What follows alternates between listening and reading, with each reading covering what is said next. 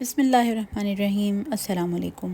एक नई रेसिपी के साथ आपको वेलकम करते हैं। बेसन के पकौड़े तो आपने कई तरह के बनाए होंगे और खाए भी होंगे, लेकिन अगर आप बेसन के पकौड़े खा खा कर तंग आ चुके हैं या एक ही तरह का टेस्ट खा कर तंग आ गए हैं तो फिर आप ये पकौड़े ज़रूर एक दफ़ा ट्राई करें।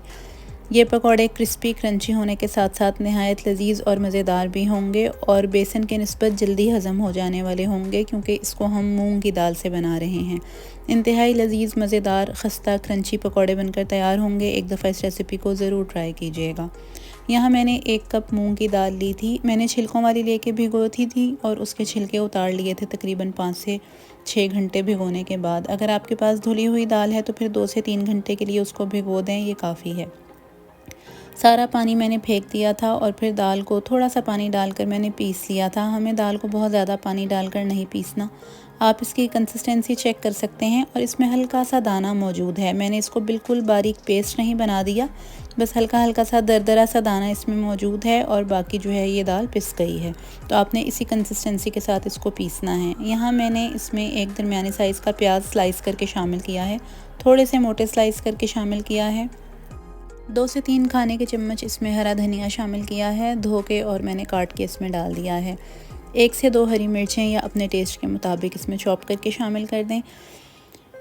साथ ही मैंने इसमें बारीक कुटी हुई लाल मिर्च शामिल की है। आप पिसी हुई या कुटी हुई, जो आपकी चॉइस है, आप शामिल कर सकते हैं।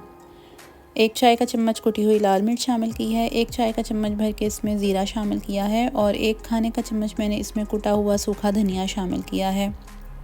ये मेरे पास काली मिर्च है, ये 1 चाय का चम्मच लेवल करके काली मिर्च शामिल की है और ये ताज़ी पिसी हुई है। साथ ही साथ 1 चाय का चम्मच या हस्बे ज़ायका इसमें नमक शामिल कर दिया है।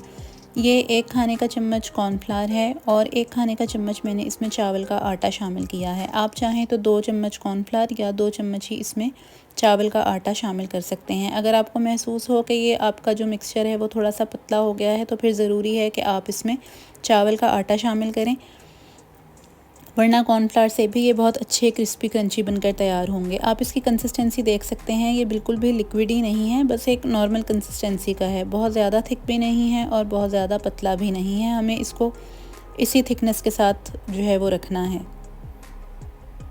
इसको अच्छे से मिक्स करके यहाँ मैंने सिर्फ 1 पिंच इसमें सोडा शामिल किया है। इससे ज़्यादा हमें मीठा सोडा इसमें शामिल नहीं करना।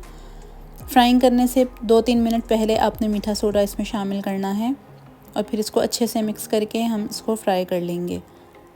आप मिक्सचर देख सकते हैं कि ये किस तरह का हो गया है। इसको डीप फ्राई करने के लिए मैंने एक कढ़ाई में तेल गरम किया है और इसके पकौड़े अब मैं बनाकर इस तेल में शामिल कर दूंगी। तेज़ गरम तेल है और फिर तेल गरम होने के बाद मैंने चूल्हा थोड़ा सा मीडियम करके इसमें पकौड़े शामिल कर दिए थे। लो टू मीडियम हीट रखते हुए ही हमें इन पकौड़ों को फ्राई करना है। ये इतना अच्छा बैटर बना हुआ है कि आप देख सकते हैं, मैं इसको चमचे के साथ डाल रही हूँ, कोई मैंने अपने हाथ गंदे नहीं किए हैं। बहुत आसानी के साथ ये चमचे से उतर रहा है और ऑयल में जा रहा है इसका बैटर।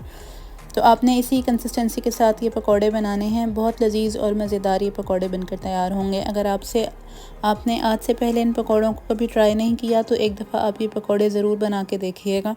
यकीनन ये रेसिपी आपको बहुत अच्छी लगेगी। अगर आपके घर में भी दाल के पकौड़े बनाए जाते हैं तो हमें कमेंट सेक्शन में ज़रूर बताइएगा, और अगर नहीं बनाए जाते तो आप इस रेसिपी को ज़रूर ट्राई कीजिएगा। अपने फ्रेंड्स और फैमिली के साथ इस रेसिपी को शेयर कीजिएगा और हमें अपने फ़ीडबैक से ज़रूर आगाह कीजिएगा। जब ये हल्के हल्के एक साइड से पक गए तो मैंने एक फ़ोक की मदद से, कोई भी चम्मच ले लें, फ़ोक ले लें, जिसके साथ भी आपको आसानी हो, उसकी मदद से इन सबको मैंने पलट दिया है। और ध्यान रहे कि हमें इनको लो टू मीडियम हीट रखते हुए फ्राई करना है ताकि ये अंदर से अच्छे से पक जाएं। बाहर से ये बहुत क्रिस्पी क्रंची बनकर तैयार होते हैं। आप देखें मैंने किस साइज़ का इसमें जो है वो पकौड़ा डाला था। बहुत ज़्यादा बड़े भी नहीं हैं, बहुत ज़्यादा छोटे भी नहीं हैं। हमारे बेहतरीन से क्रिस्पी क्रंची पकौड़े बनकर बिल्कुल तैयार हैं।